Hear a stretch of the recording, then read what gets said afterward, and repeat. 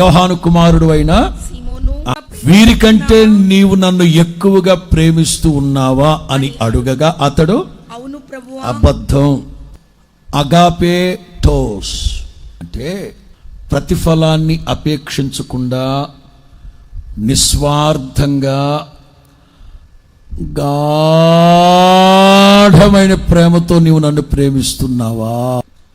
Greek భాషలో ఫిలియోస్ అంటే నేను మిమ్మల్ని ఇష్టపడుతున్నాను ప్రభువా. అబ్బా, ఇది మీనింగ్ అక్కడ.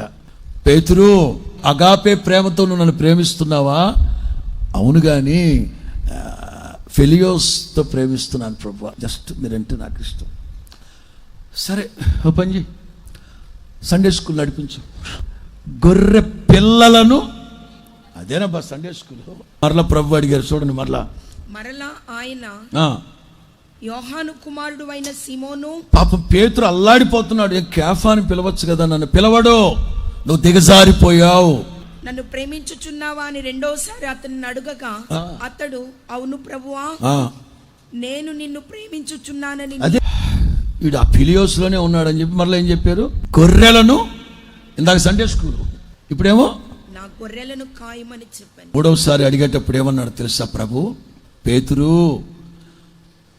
అగాపే ప్రేమతో ప్రేమించట్లేదు అని నాకు తెలుసు, కానీ ఫిలియోస్లోనైనా స్థిరంగా ఉంటావా ఉండవా?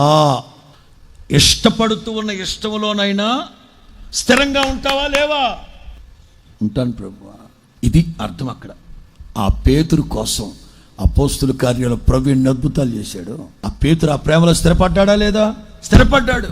రోమ్ తీసుకెళ్ళి సిలువ వేయబోతున్నారు పేతురుని.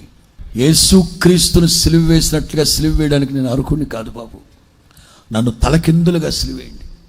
ఆయన నన్ను ప్రేమించిన ప్రేమకు నేను ఏమిచ్చినా నేను రుణాన్ని తీర్చుకో, ఆయనకు లాగా నేను సిలువ వేయొద్దు. నన్ను ముగింపులో ప్రభు అడుగుతున్నారు, అగాపే ఆ ప్రేమతో ప్రేమిస్తున్నావా?